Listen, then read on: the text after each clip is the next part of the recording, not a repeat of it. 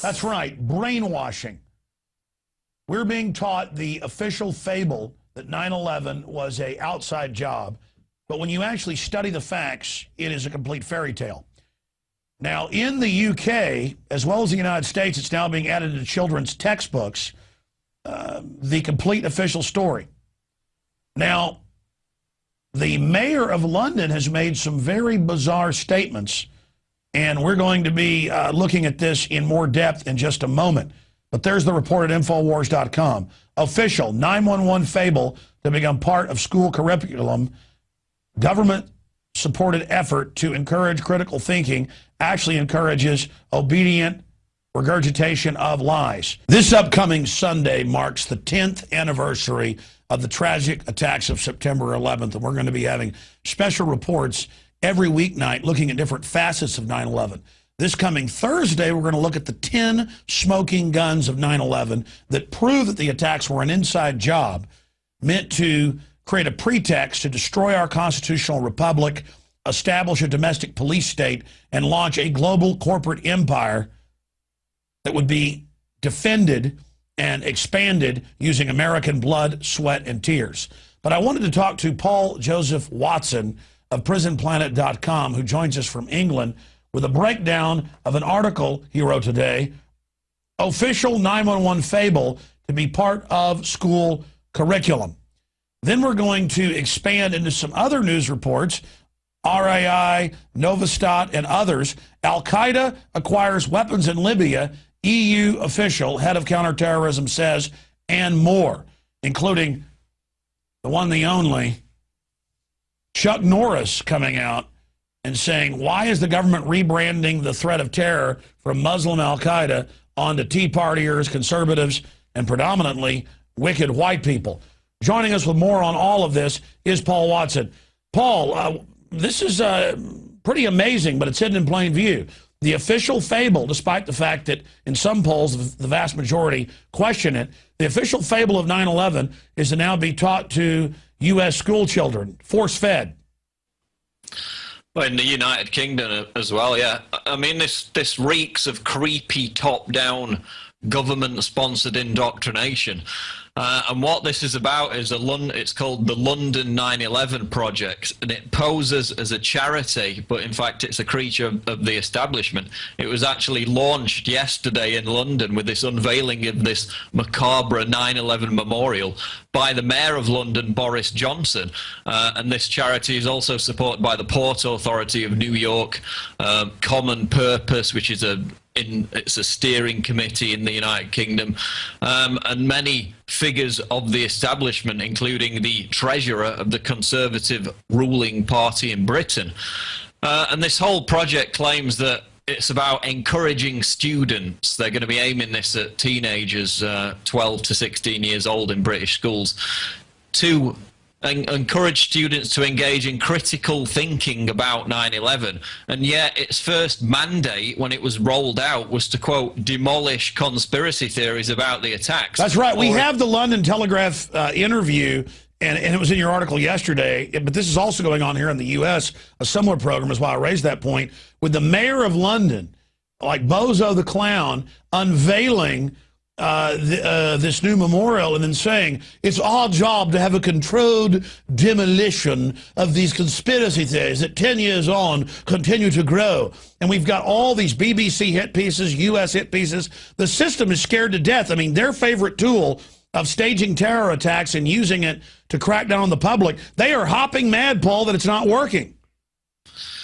They're mad and they're desperate, which is why this week sees a complete onslaught of new 9/11 hit pieces against 9/11 truth by the likes of BBC, National Geographic, and the History Channel, which I find it pretty rich, pretty ironic that the History Channel, every time I turn it on, is talking with, you know, lending credence and credibility to UFOs and alien invasions, giving people platform to spread that topic. And Bigfoot, Chupacabras.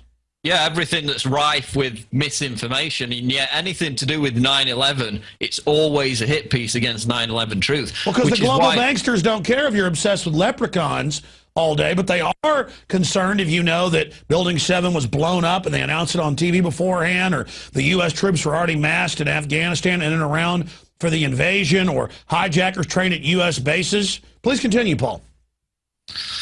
Well, precisely. They don't want real critical thinking, which is why when they say, oh, well, this is to encourage critical thinking because people are confused about the attacks, it's not that. It's the opposite. Anything that questions the officially state-approved fable of 9/11 is rejected. This is indoctrination. It's the opposite of critical thinking. But this is great because they're so discredited, and their false flag attack and 7/7 as well is the pretext to sell this total abolition of freedom.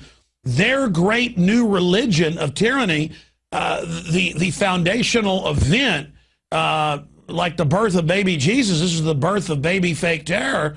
It's all basically been overturned now. And so the more they flail about bleeding out, the more people question because they have no credibility. Don't they get it that when they attack us, they only add credibility? I love it. Well, I mean, that's why the polls, whereas immediately after 9/11 and in the years following, fear of terrorism amongst the American public was up at 80%, fear that an attack would be about to happen. It went down to 60, and now it's at less than 40. It's in the 30s. So people are not afraid of terrorism because they're starting to find out the real forces behind it. Well, look, I do British radio, big national. I do the public. I do the talk sport that's private. I do it all the time. The hosts admit that they will beg for callers, Paul, that disagree with me when I'm on like a 2-hour interview sometimes, and one person will call in and they can't even talk. They'll get hundreds of emails and text messages, as big on UK talk radio.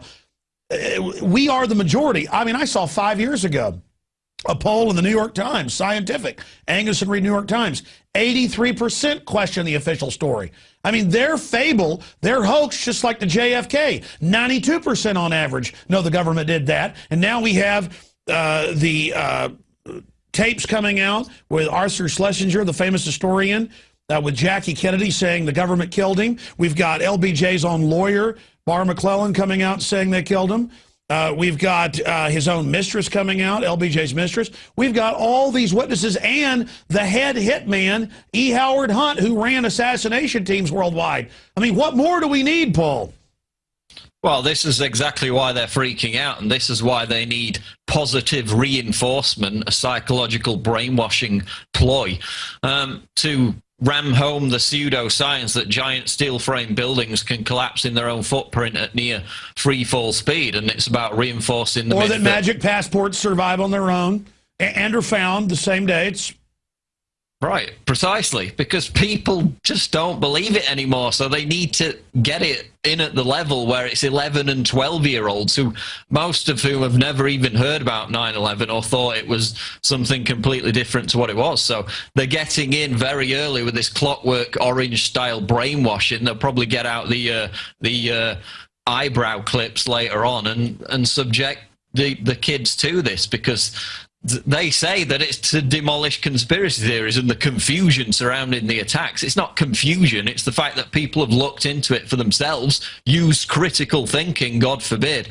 and are coming to their own conclusions, which is not what they want. Well, Paul, the same thing is happening in the UK. They've, don't let them show the Al Gore film to kids because it's been proven in court it's a fraud. Here domestically, he gives cussing tirades at the Aspen Institute, saying no one is listening to us anymore, and admitting that he's being laughed at in most quarters. And it turns out the sea levels have dropped now. So Der Spiegel's reporting, global warming makes them drop, not rise. So many of their hoaxes, as the Club of Rome said, 20-something years ago in a report we've covered, they said we're going to use the threat of fake terror to take people's rights, but also climate change and other things to take people's rights. And it's just not working anymore.